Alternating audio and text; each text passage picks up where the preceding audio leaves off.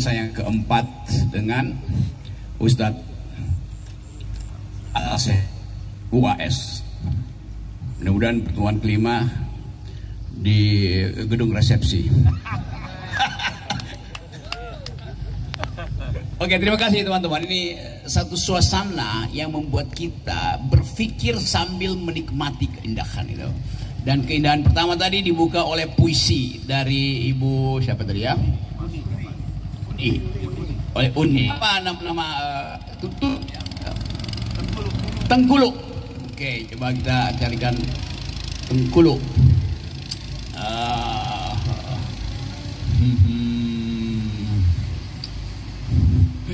Saya mau berpantun tapi kurang dapat nih.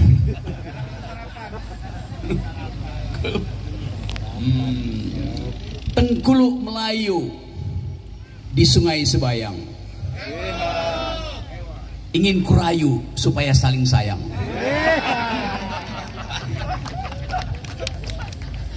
Oke, kita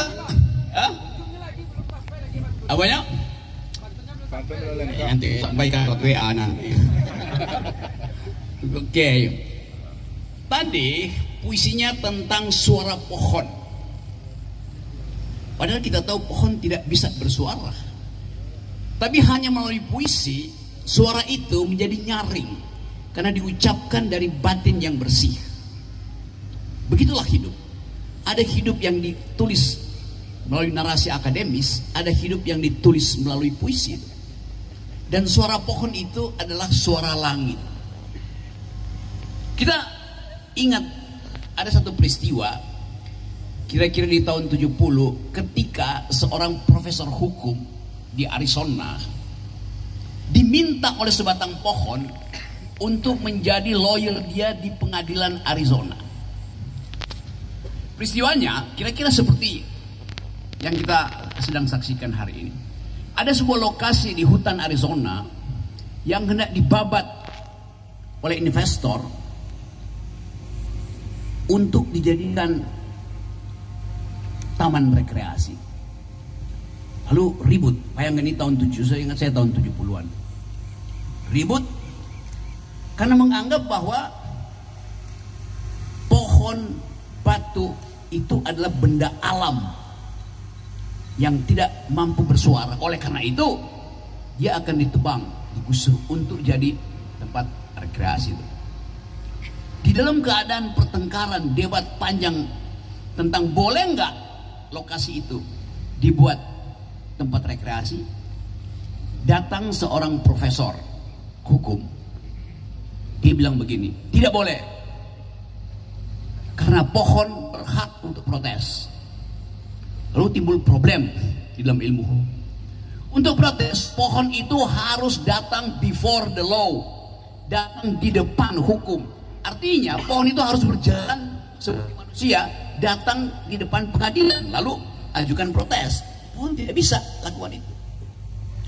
Tetapi sang profesor diberi akal lengkap oleh Tuhan, oleh alam semesta. Lalu si profesor itu menulis sebuah paper pendek, mungkin cuma 5-6 halaman, untuk membuktikan bahwa pohon bisa bersuara dan bisa datang di depan pengadilan. Bunyi paper itu, saya masih ingat, judulnya Should Trees Have Standing? Tanda tanya.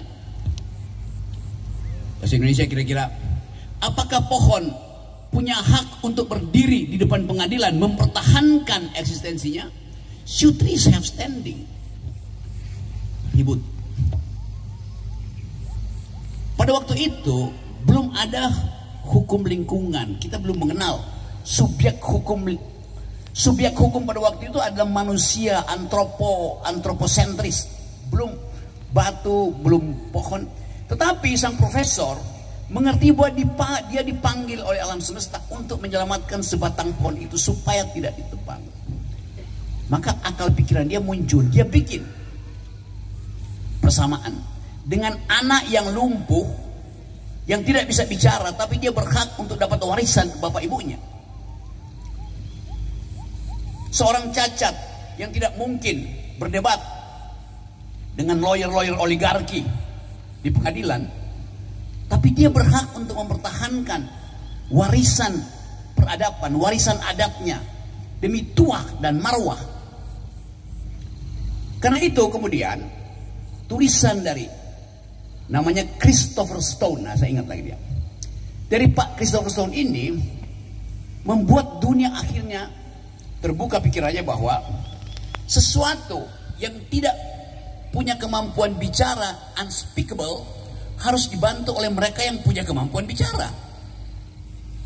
Jadi sama seperti seorang anak atau seorang kawan keluarga yang cacat yang tidak mungkin mendalilkan pikirannya, dia dibantu oleh LBH, dibantu oleh Walhi, dibantu oleh Polda untuk mengucapkan sesuatu yang tidak mungkin dia perlihatkan karena cacat fisik atau cacat inteleknya.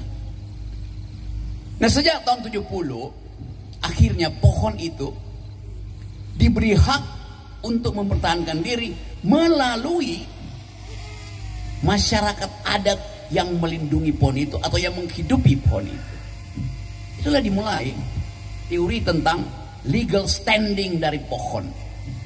Jadi sangat terima kasih tadi Ibu mulai dengan pohon, jadi saya ingat lagi banyak hal tentang pohon. Sekarang sudah biasa di dalam ilmu lingkungan, dalam teori filsafat lingkungan, hak pohon untuk tetap hijau, hak batu untuk tetap bulat, hak bukit untuk hijau. Itu yang membuat ilmu lingkungan itu mengerti bahwa subjek hukum lingkungan itu bukan cuma orang, bahkan cacing, gajah, serangga, burung, rumput punya legal standing. Jadi teman-teman, kita mau belajar pagi ini bahwa alam semesta tidak sekedar dihidupi oleh manusia, tapi juga dihidupi oleh non-human being, yaitu makhluk. Nah, semua yang kita sebut makhluk itu berhak mempertahankan eksistensinya. Apa dasarnya? Sama-sama ciptaan Tuhan. Saya, Ustadz Somad, Ibu membaca puisi tadi itu, kalau kita meninggal, kita sama-sama bangkai, sesama bangkai dengan bangkai kucing, bangkai gajah, bangkai semut. Gak ada bedanya.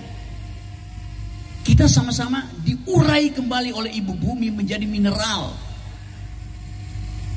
Kita sama-sama jadi biomasa. Tubuh saya adalah biomasa. Kotoran kucing adalah biomasa. Di situ kita belajar tentang kesetaraan makhluk. Nah, sekarang kita lagi berupaya di dunia ini, di seluruh dunia orang bicara tentang environmental ethics, hak lingkungan. Jadi ada perpindahan subjek hukum dari manusia pergi pada alam itu. Kita sedang berupaya untuk membaca paradoks-paradoks itu. Memang masih banyak debat dalam ilmu hukum. Ini ada sungai ini. Kira-kira 10 tahun lalu ada sebuah sungai di New Zealand, Selandia Baru, yang karena perjuangan para pecinta lingkungan, si sungai itu diberi hak penuh sebagai subjek hukum. Anda tidak boleh kotor dia, bahkan Anda tidak boleh cemplungin sesuatu di situ, Anda tidak boleh ambil airnya. Anda hanya boleh lihat dia. Sungai itu diberi subjek hukum penuh, seolah-olah sungai itu manusia. Memang ada problem. Bagaimana kalau sungai itu menenggelamkan orang? Apakah dia bikin pidana? Sungainya mesti dipenjara tuh. Problem filosofi muncul dari situ. Tetapi problem itu menimbulkan satu diskusi panjang di dunia sekarang ini tentang subjek hukum baru di dalam persahabatan antar makhluk. Jadi hal macam ini memang seolah-olah apa sih, kok bisa? Iya, tetapi ada bagian yang tersembunyi dalam alam semesta yang kemudian dikenali oleh mereka yang berpikir dan dimunculkan sebagai problem sekaligus solusi. dimunculkan sebagai problem oleh mereka yang berpikir. Ikra. Mereka yang membaca alam semesta di dalam teks naturalnya mengerti bahwa di belakang alam semesta kita mesti baca tanda-tanda kecerdasan yang diberikan oleh Allah Subhanahu wa Ta'ala. Sebaliknya, begitu mulai terjadi kerusakan, tanda-tanda itu juga ditunjukkan oleh alam semesta, oleh Allah Subhanahu wa Ta'ala. Kalau saya nggak salah ada surat nanti Pak Ustadz yang selalu menjadi referensi saya tuh. Sudah kami tunjukkan sebagian dari akibat kerusakan yang dibuat oleh manusia supaya mereka belajar dari kerusakan itu. Surat Ar-Rum ayat 145, benar.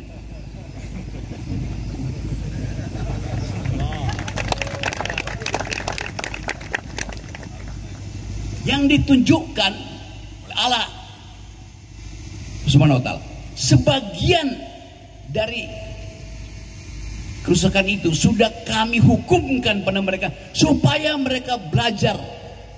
Hanya sebagian loh. Bagaimana kalau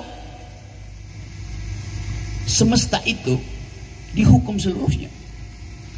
Bagaimana kalau diulangi keadaan yang pernah dialami oleh Nabi Nuh? Jadi kita belajar dari tata bahasa alam. Dalam upaya untuk belajar itu kita mau diskusi banyak hal, nanti ada soal-soal teknis. Tapi sekali lagi, di Indonesia kita lagi berupaya untuk menghasilkan cara berpikir baru, yaitu membuat kita percaya bahwa kita sedang menghadapi krisis multidimensi, satu katastrofi, satu kekacauan kecil di dalam kondisi ekologi bisa membatalkan negeri ini dari cita-cita menjadi makmur. Nah, urutan itu yang sedang kita lihat sekarang. Pak Kapolda Riau, Gubernur Riau, Bupati Kampar mengambil inisiatif untuk memulai perjuangan melindungi alam berbasis adat, berbasis keindahan lingkungan. Dan karena itu,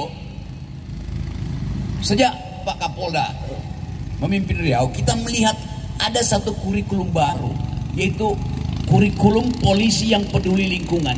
Kebijakan-kebijakan kepolisian yang juga menghendaki melibatkan alam. Melibatkan artinya meminta supaya manusia mengerti bahwa ada makhluk lain yang harus berpartisipasi untuk menghidupkan harapan tentang Riau yang hijau, Sumatera yang hijau, Indonesia yang hijau. Kita ingin ada partisipasi. Nah, kata partisipasi itu seringkali cuma dianggap partisipasi artinya manusia diminta bersama-sama manusia lain untuk menjaga lingkungan. Itu masih bersifat antroposentris. Kita ingin hormati hak rumput untuk tetap hijau, karena rumput adalah selimutnya bumi. Karena itu kita mesti menganggap bahwa rumput, pohon, batu sama haknya untuk berpartisipasi di dalam upaya mewujudkan kedamaian di bumi. Istilah lain dari melibatkan partisipasi batu, cacing, serangga, air di dalam merawat bumi namanya ekosipasi. Artinya ada warga negara baru di dalam kehidupan kita, yaitu ekologi. Nah, istilah itu dimunculkan di dalam bentuk disertasi pidato ilmiah oleh seorang profesor yang adalah teman saya, teman Pak Ustadz, teman Pak Herimen, pendiri Tumbuh Institut, namanya Profesor Robertus Robert. Mana Pak Robert? Tadi disebut namanya. Jadi kita serius mendalilkan cara berpikir baru, bukan sekedar ya demo oke, puisi oke, bagus semuanya tuh, nasihat, tetapi studi akademis pun sedang kita lakukan. Jadi Pak Robertus Robert menulis kemarin seminggu lalu satu pidato ilmiah sebagai alasan kenapa dia menjadi profesor akhirnya, yaitu dia mengubah cara berpikir kita dari partisipasi warga negara menjadi ekosipasi lingkungan, ekosipasi. partisipasi yang sifatnya